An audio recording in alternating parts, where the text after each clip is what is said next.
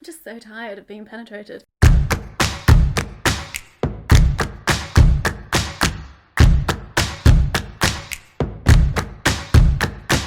Hello everybody, welcome to another episode of the Hormone Diaries, where I am documenting my experience, mine and my partner's experience, trying to conceive. It's a journey, but I'm really glad that you're liking the series so far, that you are taking solace in my experience of this journey, and we're all kind of like sharing our experiences together. It's honestly helping me.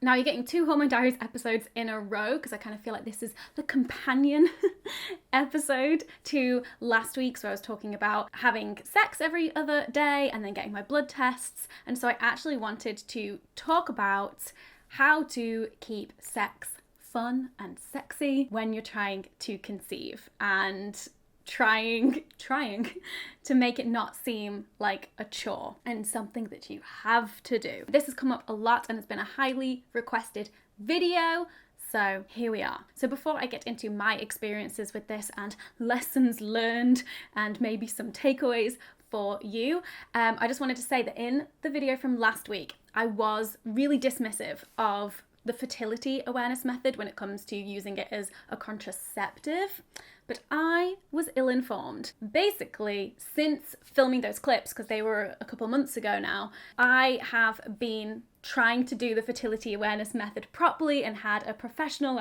teach me through it, and whoo, oh my goodness, that is going to be a whole future video where I look into all of the different fertility awareness apps, and then the traditional paper method as well. So we get into that in more detail, and I'm not an expert on this, and what this series is very much just my personal learning journey. And oh boy, is it a learning curve. I learn as much from you in the comments as hopefully you take away from these videos as well. And whilst I may know fuck all about fertility, I do know some stuff about sex, and that is what we are getting into in this video. I know some stuff. So this isn't a list of prescriptive things like this is how you keep it fun and sexy, this is what you should do, and that kind of advice. This is more just things that have worked for us, things that have helped, and if we were having a chat in the pub, this would be some of the stuff that I would share with you.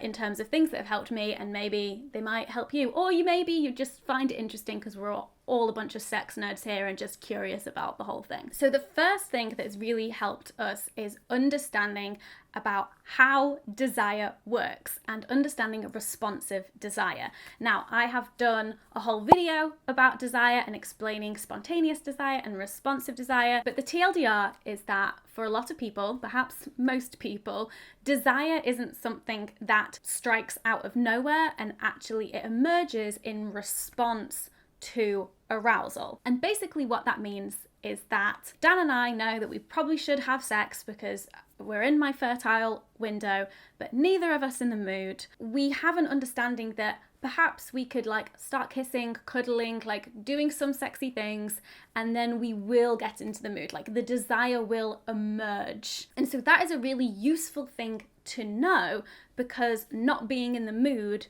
doesn't stop us from having sex, and we can still have a good time, because we know just to kind of take things slow and just kind of be willing to see what happens. Now, I recently read this book, Tomorrow's Sex Will Be Good Again, by Catherine Angel, and she takes a really interesting look at responsive desire, and I just want to address that here, which is that it could be used for bad. Basically, the system, the model of responsive desire could really be abused because, oh, you're not in the mood, oh, don't worry, I can get you in the mood. Right? It does have the potential to be abused by people who want to push your boundaries, who want to disregard your boundaries entirely. And I think it's really important to be aware of that. And one of the things that Dan and I really try to tune into is, are we not in the mood, but there's an open willingness to try and get in the mood, or are we not in the mood and not willing at all? Because in those instances,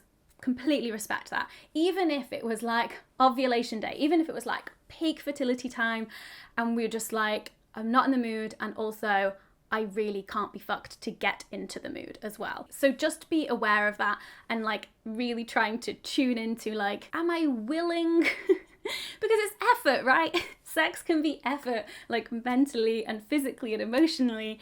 You're like putting a lot of work in. And so even if you're not feeling the horn, are you willing to like put in the effort to get to that point? If you are, great, have a go.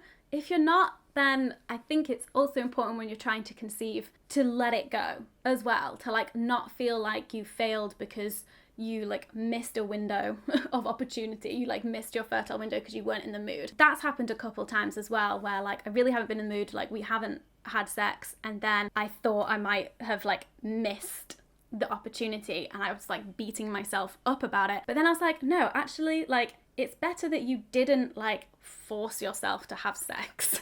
It's better to like really kind of like stay true without being too cheesy to what I want and what I need and what Dan wants and needs, and still putting us as individuals first rather than like putting this goal of like conceiving a child first. Does that make sense? So that is the responsive desire piece. Another thing that has really helped us is to not forgo other kinds of intimacy when not in my fertile window. And I think it can be really easy to fall into the pattern of not even touching each other, not even like treating each other like sexual beings. And then as soon as that fertile window hits for like a week, week and a half, or whatever your body is doing, you're like bang, bang, bang, bang, bang, and then nothing again. And for us, it's been really important to make sure that the intimacy is there all of the time. Maybe not all of the time, but throughout the cycle, and it's not like a on switch and then an off switch. And included in this is really to like expand our definition of sex, because when you're trying to conceive, you can get really tired of penetration. Oh, life is hard. I'm just so tired of being penetrated. But there are all sorts of other kinds of sex acts that don't involve penetration, that maybe don't even involve orgasm, because also, you know, every sperm is sacred. For me, I can have as many orgasms as I like really doesn't affect anything. But yeah, making sure that you are intimate and having sexual experiences, maybe even having penetration and sexual intercourse when you are not in your fertile window, because it helps you remember to be sexual for pleasure's sake and for intimacy's sake and for joy and connection and like all of these things, because it can be so easy just to see sex as this like one thing that is just the thing that you do to try and get pregnant, rather than like all of the other things, which was why we were having sex in the first place before we even started trying. So yeah, don't forget that. Another thing that is kind of related to responsive desire is really unpacking the idea of enthusiastic consent. Now, enthusiastic consent is so important. It's still like a really great model for consent, of making sure that everyone is really into it, super enthusiastic, alive, alert, awake, enthusiastic, and just totally down for what's about to happen. However, it is okay to still consent to sex non-enthusiastically, which I'll admit is most of my experience with sex at the moment. And that is fine. Just because you're not enthusiastically consenting to something doesn't mean that consent isn't there, doesn't mean that pleasure isn't able to be there, doesn't mean that it can't be a fulfilling, mutually pleasurable, consensual sexual experience. And whilst having sex where enthusiastic consent is present is amazing, I think when you're trying to conceive, and in lots of other situations as well, it doesn't need to be like put on the pedestal of, if you don't have this specific kind of consent, then you can't have sex, then it's not consensual, right? Because the sex that I'm currently having, definitely consensual. Are we enthusiastic about it all the time? Not necessarily.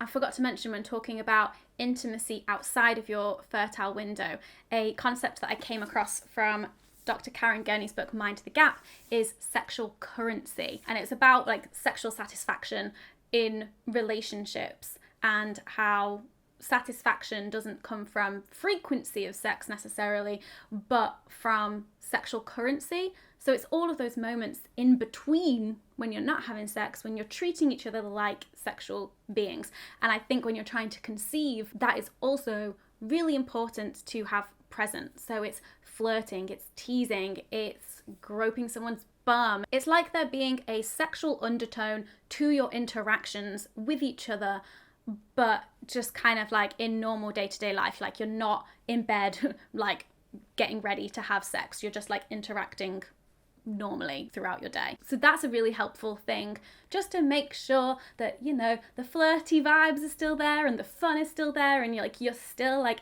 engaging with each other in a sexual way with like no pressure to perform. Oof, because that pressure to perform, my friends. So this next thing I want to mention is very specific to mine and Dan's situation, our lives, our schedules, our preferences, but I want to put it under this like umbrella of advice to other people of creating a bespoke solution. Sounds very sales pitchy, but having a bespoke strategy for how and when you're going to try and conceive, when you're gonna like have sex, have the penetration, something that works for you as individuals in your relationship. Like, I think we just assumed that, oh, you just go to bed and you have sex before you go to bed and then that's it, right? But one of the things that became an obstacle for us was I like to go to bed early, ideally at like 9:30, and then I'll read for an hour and then I'll go to sleep at 10:30. In Dan's dream scenario, he stays up playing video games until he comes to bed at like 11 or 12. Now, you might be thinking, hang on, if that's your schedule, then surely I'm asleep before Dan even gets to bed. Correct. That does happen a lot. And so we're like, well, how the fuck do we schedule in time to have sex, to try and have a baby? And so we came up with our own bespoke solution. Here we go with the sales pitch. Subscribe now for your own bespoke trying to conceive sexual penetration solutions. Yikes. So our bespoke solution that we came up with is that we'll go to bed at about 9, we'll have sex, and then Dan will leave and go play video games for the rest of the evening, and I'll stay in bed and read my book for the rest of the evening. Then I'll go to sleep, and then Dan will eventually come to bed. Great! And on the surface, you might think like, oh my goodness, that's so like unemotional, like what, he just has sex and then he just leaves. But I'm telling you, it works for us. Everyone is happy. And I think sometimes we can get bogged down with what our relationship might look like from the outside and what other people might think. But if whatever system you come up with that works for you and everyone is on board and everyone is happy, then go for it. You know how I feel about sexy problem solving. We love it. This next one goes without saying, and it's kind of woven throughout all of this video, and that's communication.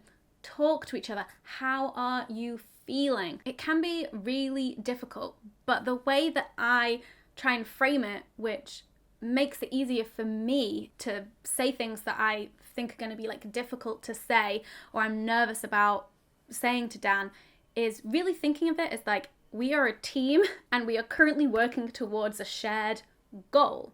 And so obviously you want to communicate with your team about like what is going on with the project so that you can make the process easier, better for everyone, right? And whilst a lot of the communicating about it has been quite serious from time to time, so either the scheduling stuff or like the kind of more emotional side of things of when the fact that, you know, we've been trying for a really long time now and we've not had any success yet, you know, when that can get to you emotionally as well, like being able to like communicate about that when you're like feeling quite low. So there's that serious component to it, but then also being able to joke about it.